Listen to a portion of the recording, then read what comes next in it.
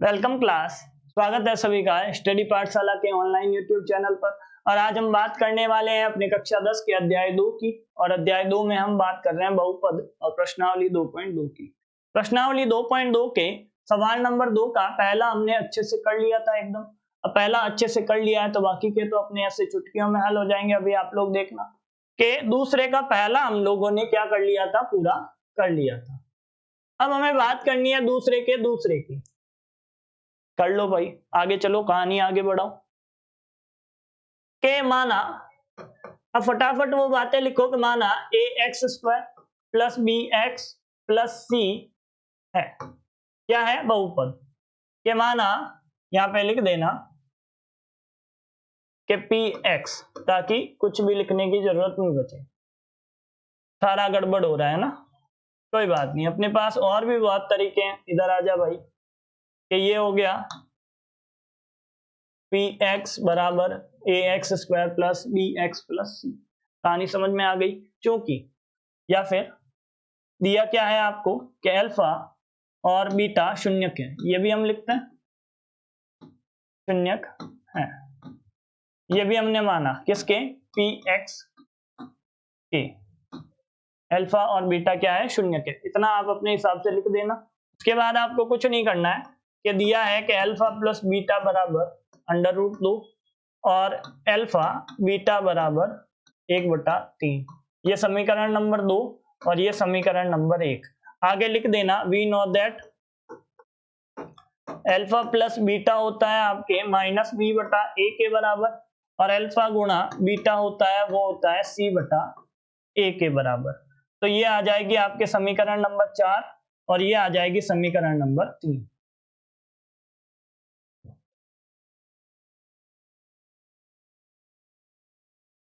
के इधर समीकरण नंबर 1 व 3 से क्या होगा, 1 और 3 से आपके -b/a किसके बराबर आ जाएगा, √2 के। और इधर समीकरण 2 व 4 से, 2 और 4 से क्या हो जाएगा, c/a किसके बराबर आ जाएगा, 1/3 के। अब अपने a का मान /3 आ रहा है ना, a का मान 3 आ रहा है, तो इधर भी मैं कोशिश करूंगा कि /3 आ जाए। ऊपर नीचे 3 का गुणा कर दो इधर वाले में, कि यहाँ पे ऊपर नीचे क्या कर दिया, 3 का गुणा कर दिया, अगले वाले पद में कर देना ताकि गड़बड़ नहीं हो अपने। कि -b/a बराबर क्या हो जाएगा, 3√2/3। और इधर क्या है अपने समीकरण नंबर 6 है, और ये अपने को मिलेगी समीकरण नंबर 5। अब समीकरण 6 और 5 की तुलना करता हूं तो हर बराबर है, और क्या है, बराबर, तो इनके अंश आपस में क्या होंगे, बराबर होंगे। कि अंश के बराबर अंश है और अंश के बराबर अंश, हर के बराबर हर। ठीक है, तो यहां से समीकरण 5 व 6 से, 5 और 6 से क्या मिलेगा, a बराबर 3, b बराबर माइनस का है और 3√2, और c किसके बराबर आ जाएगा, 1 के। यहां से b क्या हो जाएगा, 3, वो भी माइनस का 3√2, और ये आ गया b, और c पहले ही आ गया था, और a आ गया अपने पास। तो यहां से बहुपद क्या हो जाएगा भाई, बहुपद हो जाएगा a गुणा एक्स स्क्वायर, कि 3 गुणा एक्स स्क्वायर, आगे माइनस है तो -3√2x, और प्लस c का मान कितना है, 1। तो ये आपके क्या होगा, बहुपद होगा। कहानी खत्म हो जाएगी। ऐसा सिंपल सा नन्ना मुन्ना चुन्नू मुन्नू सा काम आपको करना है, और आपके उत्तर आपके सामने होंगे। यदि ऐसे हल्के काम करने से उत्तर आते हैं तो और क्या चाहिए। आगे बढ़ जाता हूं मैं, अगला सवाल ले लेता हूं। अगले में 0 और √5 लिखा हुआ है। भाई एक √5 कब आएगा आपको पता ही है, कब आएगा, नहीं जानते, कोई बात नहीं, मैं बताता हूं। कि यहां से अल्फा प्लस बीटा ये क्या बता रहा है, अब डायरेक्ट और डायरेक्ट कर रहा हूं 0, और अल्फा गुणा बीटा क्या बता रहा है, √5। ये समीकरण नंबर 1 और ये समीकरण नंबर 2। और आप क्या जानते हो, we know that alpha plus beta है वो आता है -b/a की। और क्या जानते हो आप, अल्फा गुणा बीटा है वो आता है c/a। ये आप लोग जानते हो कि ये समीकरण नंबर 3 है और ये समीकरण नंबर 4 है। कि समीकरण 1 व 3 से, 1 और 3 से क्या पता चलेगा आपको कि -b/a किसके बराबर है, 0 के। और समीकरण 3 व समीकरण 4 से आपको क्या पता चलेगा कि 3 और 4 से नहीं, 2 और 4 से। किससे? 2 और 4 से। 2 और 4 से क्या 2 और 4 से पता चलेगा c/a बराबर हो रहा है आपके √5 के बराबर। कि यहाँ पे भी बटा 1 और यहाँ पे भी क्या है, बटा 1 है। तो ये समीकरण नंबर कितनी हो गई, 5, और ये हो गई समीकरण नंबर 6। हर की तुलना करने पे अपने क्या मिल रहा है, a बराबर 1 मिल रहा है। अंशों की तुलना करने से आपके b बराबर क्या मिल जाएगा, 0, और c बराबर √5 मिल जाएगा। काम खत्म हो गया। ये c बराबर क्या मिल जाएगा, √5 मिल जाएगा। तो आपके बहुपद बनेगा, वो क्या बनेगा, कि x² + √5। कैसे बनेगा अभी समझाता हूं। यहां से समीकरण 5 व समीकरण 6 से हर एक बात आपको क्या करनी पड़ती है, बतानी पड़ती है। कोई बात नहीं, आप इंटेलिजेंट लोग हो, मैं बता देता हूं क्या दिक्कत है। कि यहां से अपने को a बराबर क्या मिल जाएगा, 1, और b बराबर अब 0 मिल जाएगा। माइनस का हो प्लस का हो, 0 पे कोई फर्क नहीं पड़ता। आगे चलो कि c किसके बराबर आएगा, √5 के बराबर। कहानी हो गई कि a का मान रखो a गुणा x² प्लस b का मान 0 है तो x भी गायब। आगे c का मान रख दो √5। ये आपके पास क्या हो जाएगा, बहुपद हो जाएगा। इसमें कोई दिक्कत थी क्या किसी को? क्या करते हो, पढ़ाई लिखाई तो छोड़ दी आप लोगों ने, काम दाम है नहीं आपको कुछ, दिन भर मोबाइल चलाना।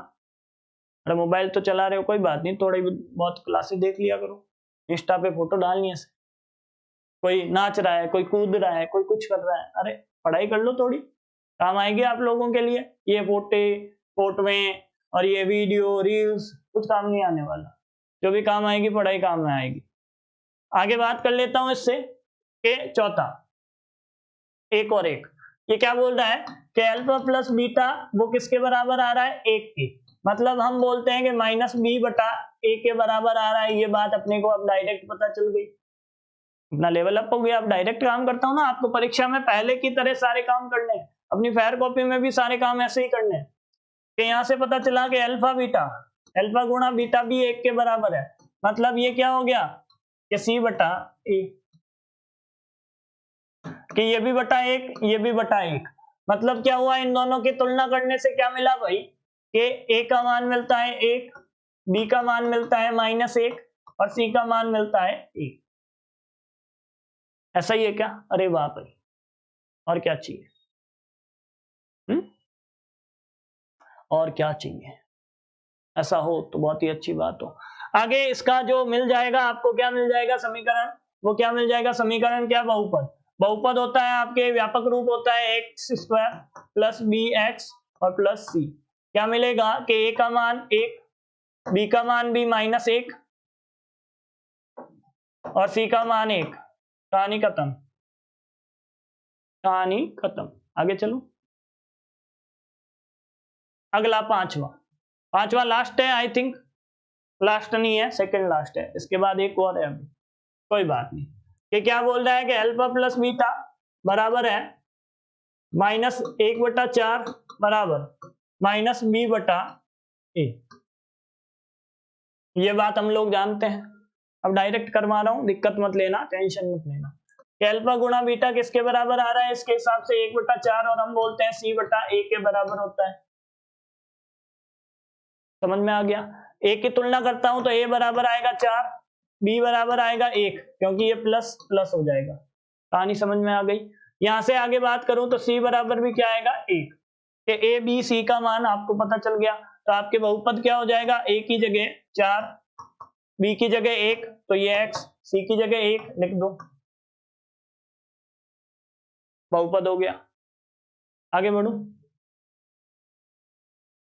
4 और 1, मतलब अल्फा और बीटा का मान है आपके 4, अल्फा गुणा बीटा का मान है आपके 1, के 4 किसके बराबर होगा, -b बटा a के बराबर,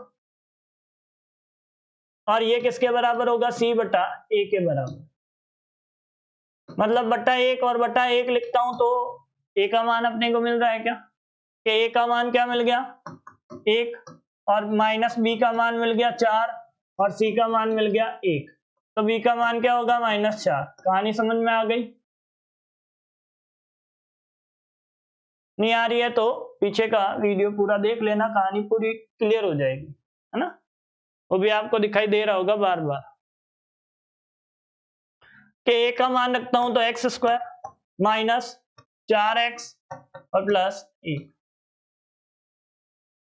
कहानी खत्म, कहानी खल्लास, काम खत्म। इतनी बात समझ में आती है तो अब आगे चलता हूँ, बहुत ही महत्वपूर्ण टॉपिक है और उससे आपकी सोच लो कितने नंबर के सवाल आएंगे बता देता हूँ। ये जो आपकी अलजेब्रा है ना, अलजेब्रा का मतलब पार्ट नंबर 2, 3 और 4, ये पूरे आपके 18 नंबर के हैं। कितने नंबर के हैं, 18 नंबर के हैं। और ये जो 2.3 है, कौन सी 2.3, इससे आप मान लो या तो 4 नंबर का सवाल आएगा या 5 नंबर का सवाल आएगा, ये फिक्स बात है। कितने नंबर का, 4 या 5 नंबर का। और इनमें से भी सवाल बता देता हूं कौन से आने के ज्यादा चांस है, 3 और 4 के। लगभग ये मान लेना कि 3 और 4 जो सवाल आएगा आपको 3.2 का, बहुत ही महत्वपूर्ण है। अपने को कहानी इस हिसाब से समझनी है, इस हिसाब से पढ़ाई करनी है कि ये दोनों सवाल आपके गलत नहीं होने चाहिए।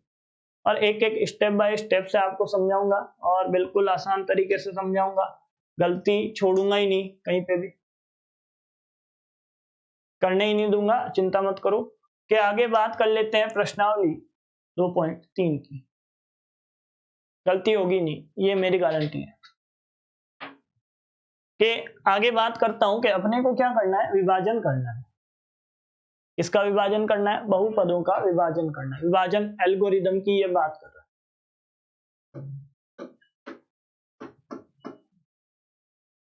विभाजन एल्गोरिदम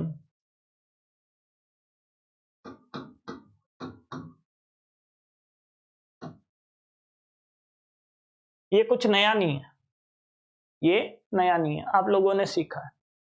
कक्षा 9 की बात करूं, जो भी कहानी उठ के आ रही है ना, वो बिल्कुल कक्षा 9 से उठ के आ रही है, सेम कहानी, सेम टू सेम बात है।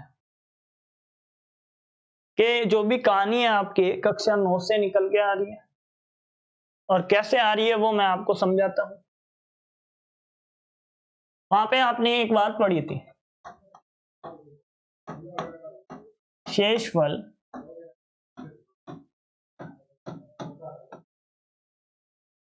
प्रमेय, क्या देखी थी, शेषफल प्रमेय देखी थी। होती क्या है वो बताता हूं। शेषफल प्रमेय भाग करने की वो प्रक्रिया है जिसके द्वारा हम भाग को चेक करते हैं। समझ में नहीं आई बात? आप भाग को कैसे चेक करते हो कि आप पहले भाग कर देते हो, किसी भी संख्या में आपने भाग किया, मान लेते हैं कि 8 में भाग किया, 8 में भाग कर देता हूं 2 का, 8 में 2 का भाग किया, कर दिया, तो आपको भागफल मिलता है, कितना मिलता है 4, माइनस करने पे शेषफल कितना मिलता है 0, है ना। ये आपका क्या है कि ये है भागफल, और ये क्या है भाजक, ये क्या है शेषफल, और ये आपका क्या है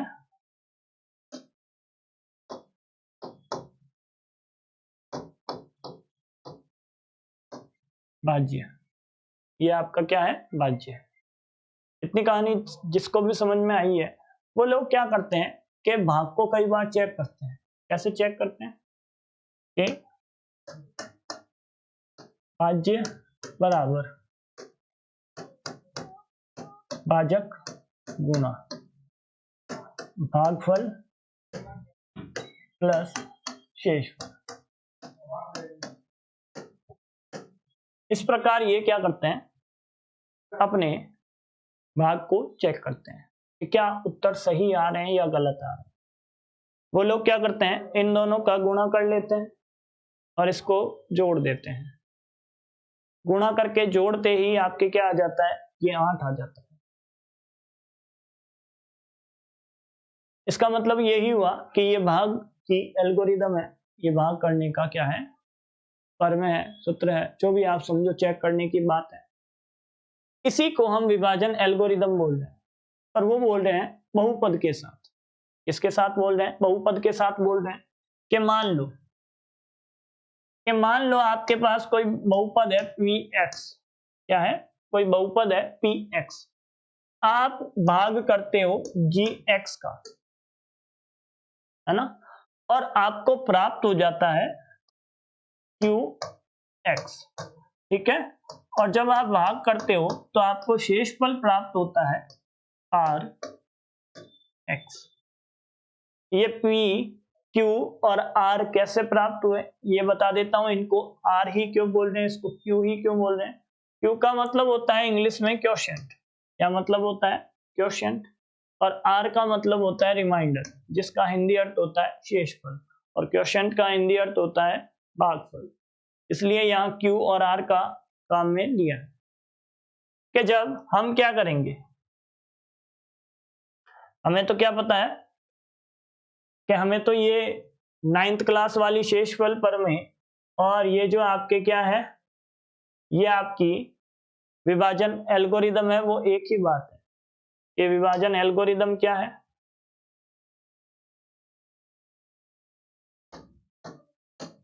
कि भाज्य बराबर भाजक गुणा भागफल। कैसे भी लिखो कि भागफल गुणा भाजक, और इसमें हम क्या कर देते हैं, प्लस शेषफल कर देते हैं।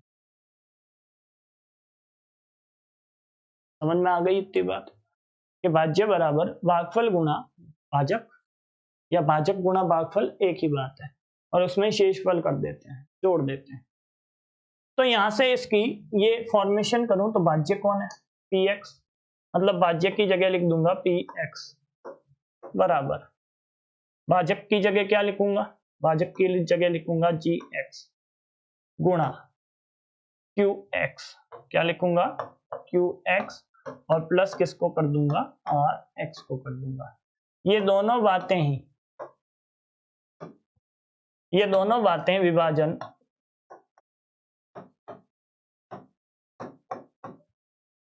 एल्गोरिदम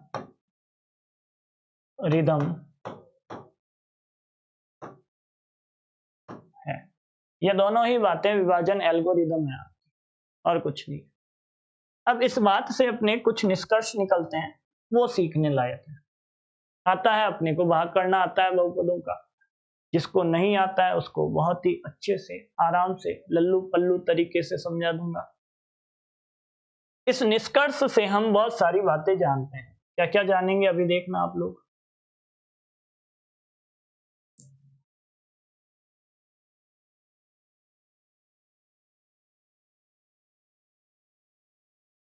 इस बात से अपने को बहुत सारी बातें पता चलेगी। क्या पता चलेगा कि ये है अपना भाजक, px qx अपने दिमाग से बाहर की बातें हैं ना, एक बार दिमाग से बाहर निकाल दो कि ये क्या है, अपना भाज्य है, भाजक नहीं है। ये क्या है, भाज्य बराबर भाजक गुणा भागफल प्लस शेषफल। ये काम हो गया कि भाजक गुणा भागफल प्लस शेषफल। कहानी समझ में आ गई आप लोगों को कि इतनी कहानी यदि आपको समझ में आती है तो हम कुछ निष्कर्ष निकालते हैं कि कई बार भाग करने पे शेषफल क्या आता है, 0 आता है कि नहीं आता है। उस घटना में अपने को क्या मिलता है कि भाज्य बराबर भाजक गुणा भाग फल क्या है कि भाज्य बराबर भाजक गुणा भाग फल। अब इसका मतलब क्या है कि ये गुणा करके हम चेक नहीं करेंगे कि भाज्य आ रहा है कि नहीं आ रहा है। इस बात से अपन एक बात पता करेंगे कि भाजक और भागफल दोनों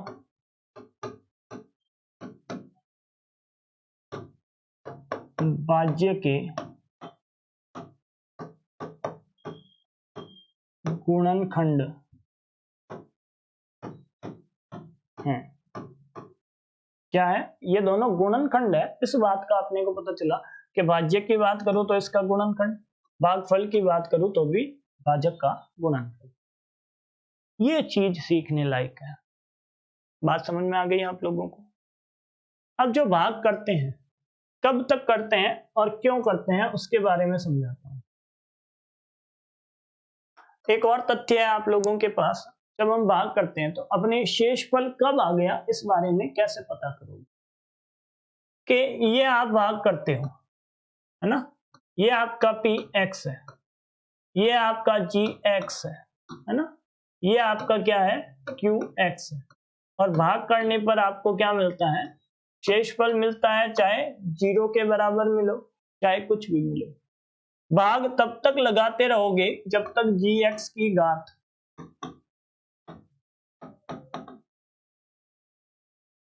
की घात बड़ी नहीं हो जाती rx की घात से।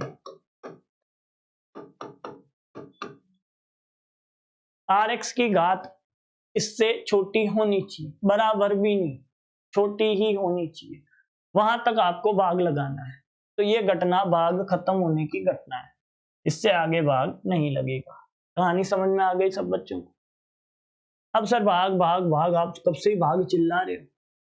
चिल्ला तो वैसे भी नहीं रहा हूं मैं, चिल्लाता ही नहीं हूं मैं, तो क्या आप कब से ही भाग भाग भाग के बारे में बातें कर रहे हो, तो करेंगे कैसे, भाग कैसे करूं, बहुपदों का भाग क्यों करूं और कैसे करूं।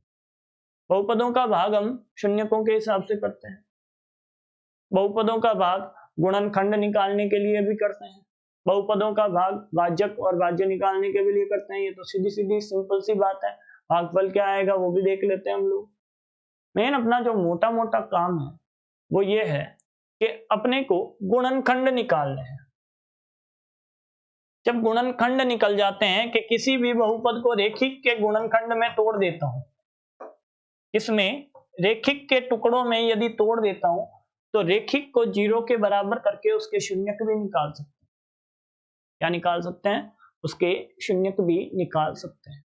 ये अपना मोटा काम रहेगा और वो काम करना है अपने को तीसरे और चौथे में। बाकी कहानी क्लियर है। अब भाग कैसे करेंगे तो सवाल आएगा तब भाग करूंगा ना। यहाँ पे आपका पहला सवाल है कि विभाजन एल्गोरिदम का प्रयोग करके, इसका कि विभाजन एल्गोरिदम का प्रयोग करके px में gx का भाग करो और भागफल और शेषफल बताओ। यही तो पूछा है कि विभाजन एल्गोरिदम का प्रयोग करके px में gx का भाग करो और भागफल और शेषफल निकालो। निकाल देंगे, कोई दिक्कत नहीं है, आता है हमको। अब जो भागफल और शेषफल हम लोग निकालते हैं वो बहुत ही आसान है और कक्षा 9 में आप लोगों ने अच्छे से सीखा है। अब सीखा तो है गुरुजी, पर वापस बता दोगे तो कृपा हो जाएगी, ऐसा भी कई बच्चे सोच रहे होंगे। कोई बात नहीं, बता देता हूं कि px में gx का भाग करना है। किसमें करना है उसको लिखो। इस प्रकार आपको ये दो बना लेने हैं। अब इस चिन्ह को भाग का चिन्ह कहते हैं हम लोग, तो भाग का चिन्ह तो वैसे ये वाला होता है कि भाग की प्रक्रिया का ये चिन्ह है हमारे साथ। कहानी समझ में आ गई। कि जिसको ये कहानी समझ में आ रही है वो क्या करेगा, भाग किस में करना है, px में, तो जिसमें भाग करना होता है उसको लिखते हैं अंदर, है ना, और जिसका भाग करना होता है उसको लिखते हैं बाहर। अब युद्ध होता है, भाग की प्रक्रिया। भाग की प्रक्रिया में कुछ नहीं करना, इन दोनों को पकड़ना है, आगे वालों को, ये आगे वाले हैं ना इन्ने मुन्ने, इनको पकड़ना है, पहले ये और इसका आगे वाला, ये सबसे खतरनाक आदमी है दोनों, इन दोनों को पकड़ लो और आपस में भाग करवा दो कि x क्यूब और भाग x स्क्वायर, इन दोनों का आपको भाग करवाना है। जब आप इन दोनों का भाग करवा देते हो तो आपको दिखाई दे रहा होगा कि घात कितनी हो गई, 2 कम हो गई, और घात कितनी आ गई, x आ गई, है ना, कि 3 में से 2 घात कम कर दी, x मिल गया। ये जो x मिला है वो भागफल का पहला पद है। क्या है कि ये भागफल का पहला पद है। आगे और इस प्रक्रिया को दोहराऊंगा तो और पद मिलेंगे अपने को। इस x को आपको क्या करना है, इस x को आपको गुणा करना है आपके भाजक से। किससे गुणा करना है, कि इस x को आपको भाजक से गुणा करना है। ये काम इधर करता हूं ताकि आसान रहेगा कि x को गुणा करना है x स्क्वायर माइनस 1 से, माइनस 2 से, 1 से क्या 2 है।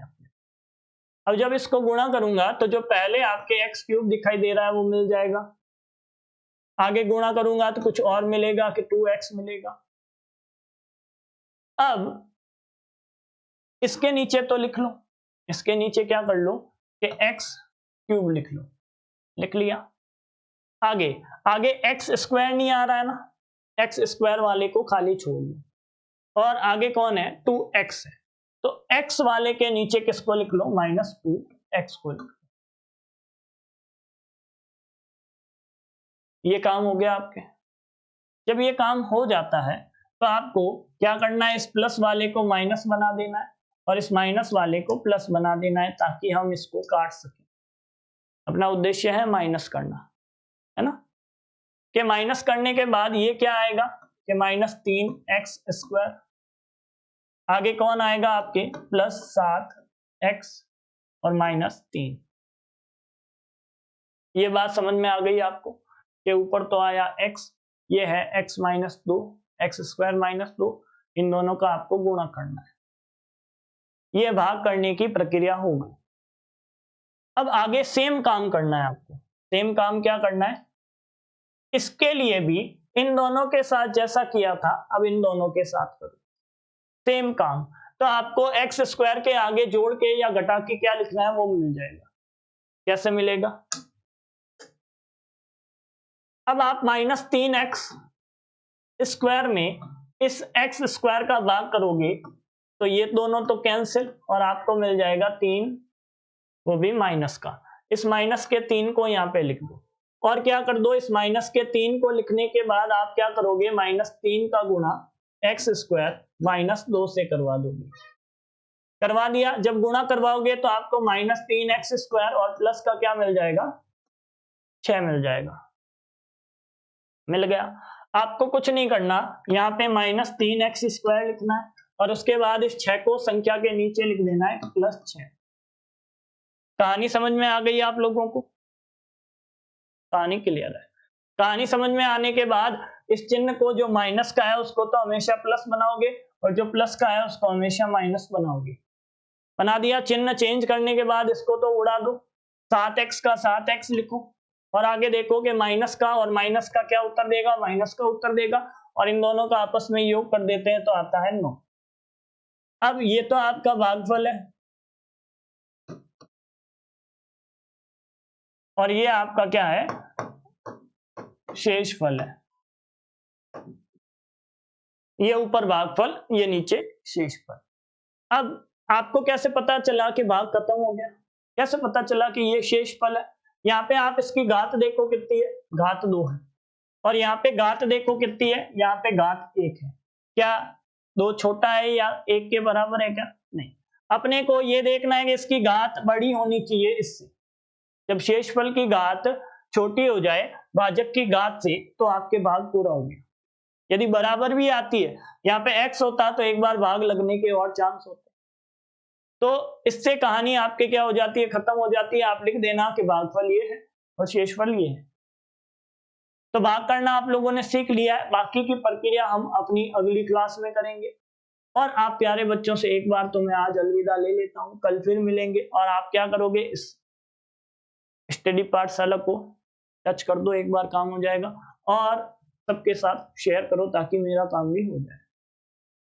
तो बाय, टाटा।